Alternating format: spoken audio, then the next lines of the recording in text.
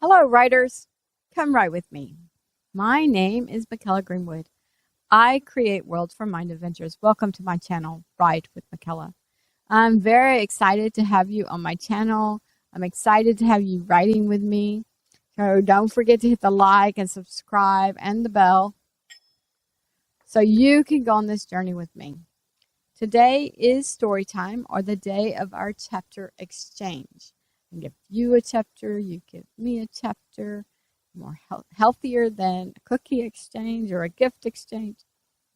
So, or not healthier than a gift exchange, but cheaper than a gift exchange. Anyway, if you're writing with me and you wish to exchange chapters, then send your chapter with written permission to writewithmichaela@gmail.com.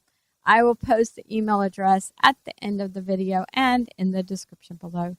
I'm looking forward to reading your chapters.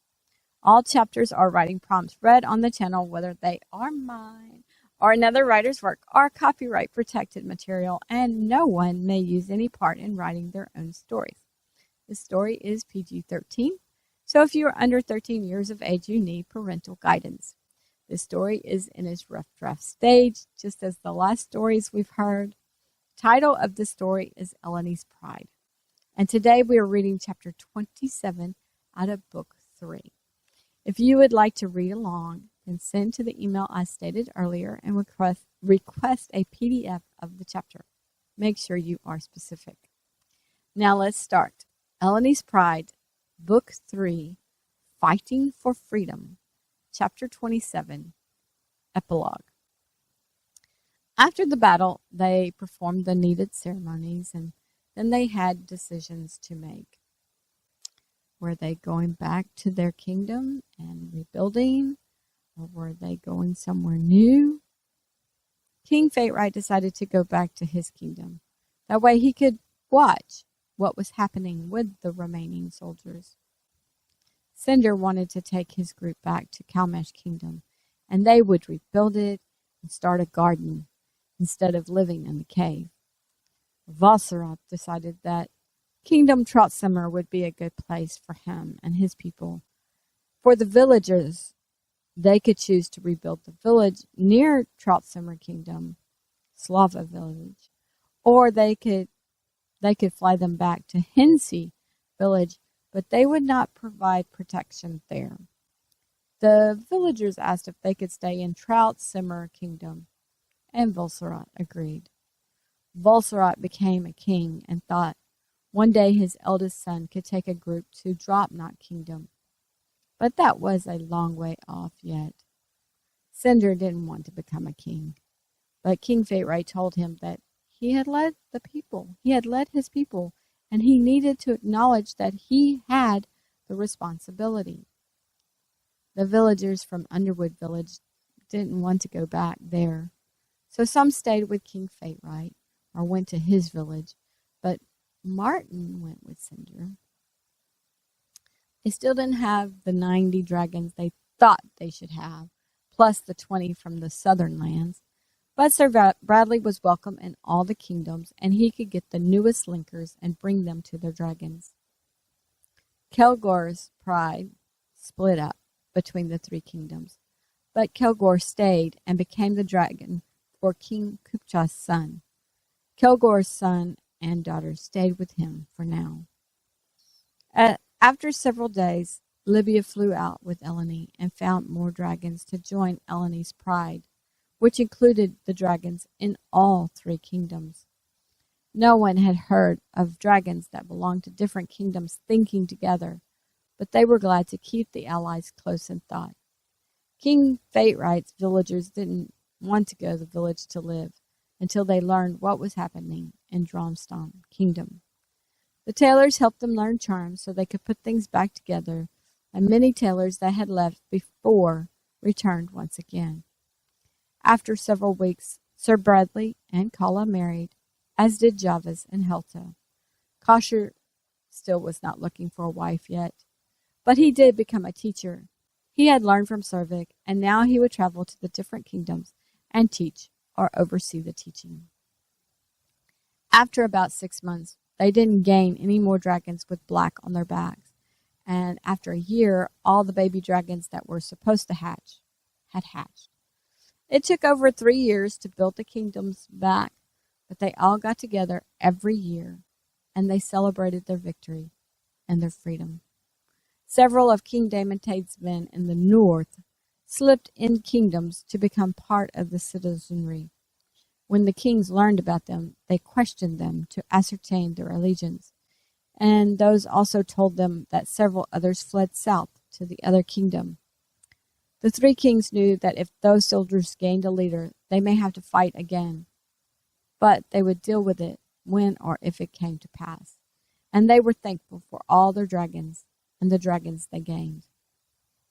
They, of course, didn't gain any dragons from the southern kingdom, because that kingdom had not tried to poison their dragons. Sophlin was very happy that they were to a time of peace and abundant magic once again, and she intended to enjoy it as much as possible.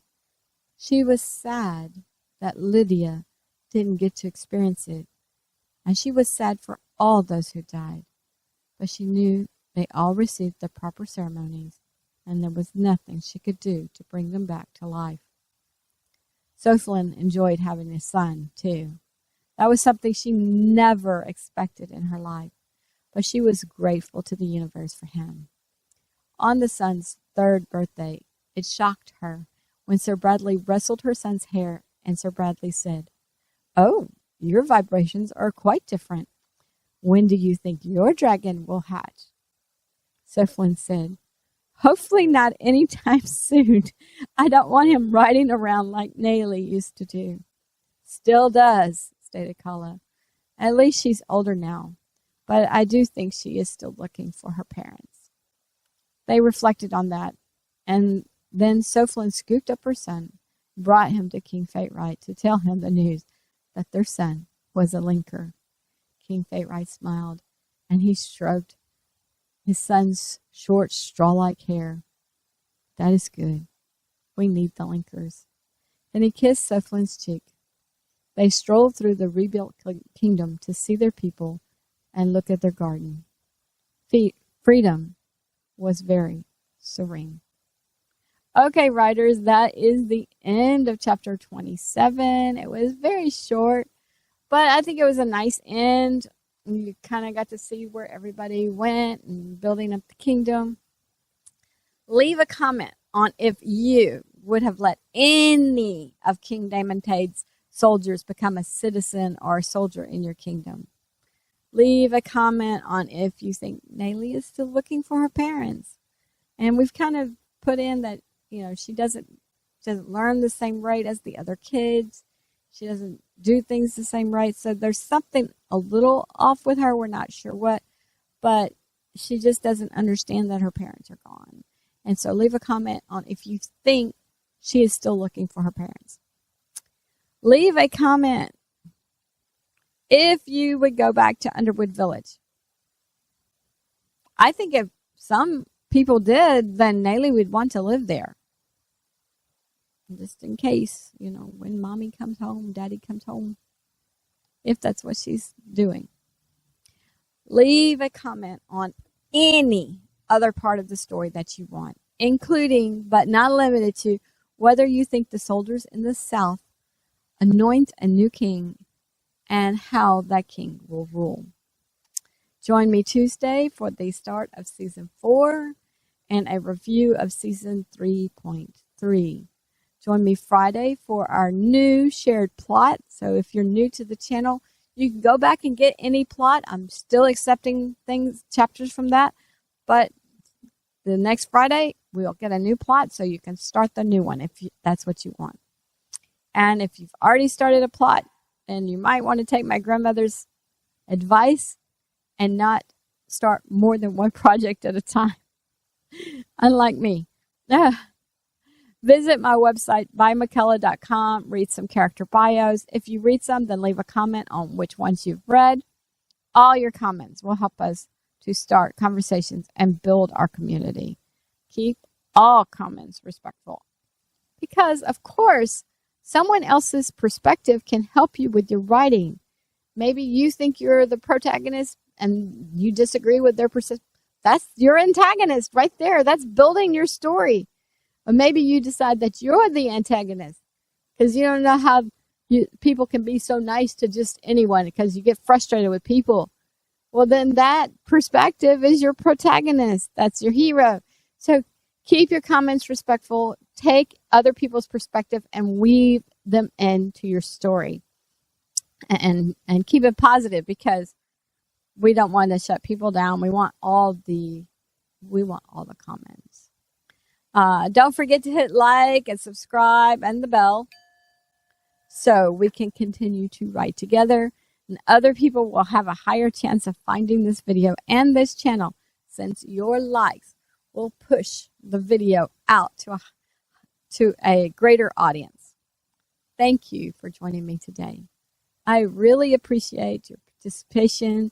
I enjoy the channel. I enjoy sharing time with you.